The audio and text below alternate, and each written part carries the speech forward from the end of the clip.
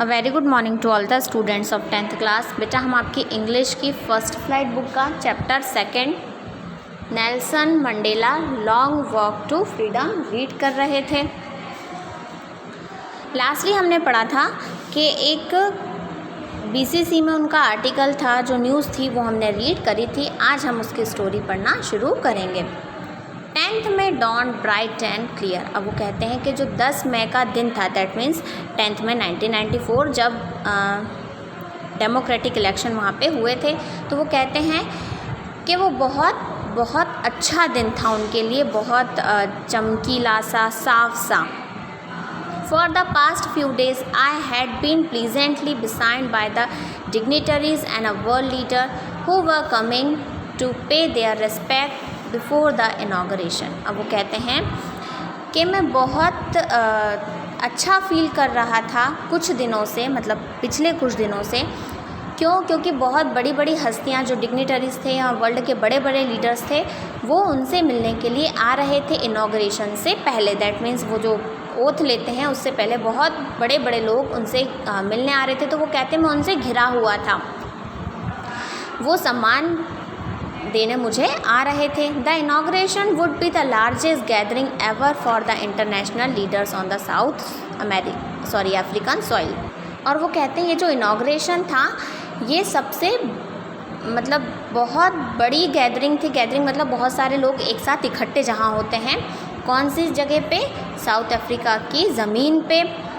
तो इतना बड़ा जो चेंज हुआ था वहाँ पे, उसको सेलिब्रेट करने के लिए दूर दूर से लोग वहाँ पहुँचे थे। The ceremonies took place in the lovely Lansdowne amphitheatre form by the union building in Pretoria. और वो कहते हैं वो जो सेरेमनी हुई वो सैंडस्टोन मतलब पत्थरों से बनी हुई एक इमारत है, एक बिल्डिंग है जिसे एम्फीथिएटर कहा जाता है, जिसमें ऊपर छत नहीं होती है। वो यूनियन बिल्डिंग थी और कहाँ थी? प्रिटोरिया में। प्रिटोरिया क्या है बेटा? कैपिटल है, मैंने लास्ट क्लास में भी आपको बताया था। For decades this had been the seat for white supremacy and now it was a site of a rainbow gathering of a different colour and nation for the installation of a South Africa's first democratic and non racial government. अब वो कहते हैं कि मतलब दशकों से जहाँ पे सिर्फ़ और सिर्फ कौन बैठ सकता था? वाइट बैठ सकते थे।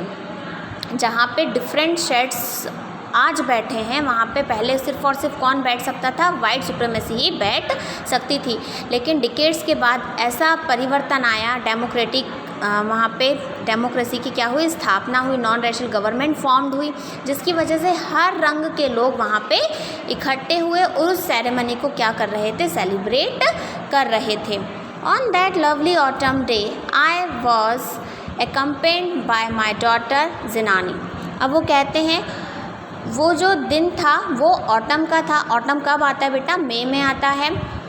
ठीक, हमने अभी भी स्टार्टिंग में पढ़ा था कि 10th मई को वहाँ पे सेरेमनी ऑर्गेनाइज की गई थी। तो वो किसके द्वारा कंपनी दी जा रही थी? उन्हें उनकी डॉटर द्वारा।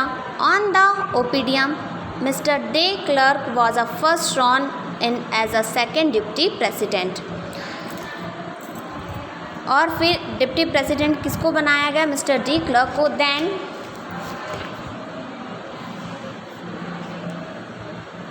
थैबो Mbeki was a sworn in as a first deputy president. Second president कौन थे? मिस्टर डी क्लर्क थे। और फर्स्ट जो डिप्टी प्रेसिडेंट बनाए गए थे वो थे थैबो मैबिकी। When it was my turn, और जब अब वो यहाँ पे आगे बताते हैं, कौन बताते हैं? नेल्सन बताते हैं कि अब मेरी बारी थी। I pledged to obey and uphold the Constitution and to devote myself to the well-being of a republic and its people. अब वो कहते हैं कि अब मेरी बारी थी, मैं शपथ लेने वाला था, मतलब ली मैंने ये शपथ कि मैं इस कॉन्स्टिट्यूशन को चलन में लेकर आऊँगा, हर कोई इसका सम्मान करेगा और मैं लोगों की भलाई के लिए ये जो गणतंत्र यहाँ पे स्थापित किया है, ये अब ऐसा ही बना रहेगा। To the assemble guest and the watching world. अब वो कहते हैं कि मैं वहाँ बैठे सभी मेहमानों को जो उस ओथ सेरेमनी को देखने के लिए आए थे और दुनिया भर के लोग जो मुझे देख रहे थे, that means on TV, I said, वो कहते हैं। अब ये यहाँ से और लास्ट वर्ड तक क्या है, उनकी स्पीच है जो उन्होंने दी थी। Today all of us do by our presence here confer glory and hope to newborn liberty. Out of the experience an extraordinary human disaster that lasted too long must be born a society of which all humanity will be proud. अब वो क्या कहते हैं कि आज हम सब यहाँ हैं, हम सब यहाँ मौजूद हैं, इस नए बदलाव को देख रहे हैं, इस नए बदलाव की चमक को देख रहे हैं।